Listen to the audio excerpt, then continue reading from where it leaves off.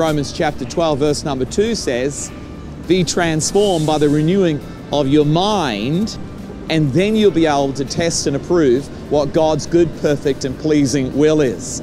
Be changed, not just by willpower, but by a change of mind, and then you'll be able to test drive God's good, perfect, and pleasing will. It's the Maserati of the will of God. I want to test drive God's Maserati, His perfect will, His pleasing will, His good will. And it comes about not just by the spirit of faith that lives here, it comes about by a renewing of the mind that transforms me from the inside out. When I'm transformed through the renewing of the mind, then I'll be able to test drive God's good, perfect, and pleasing will. Yippee!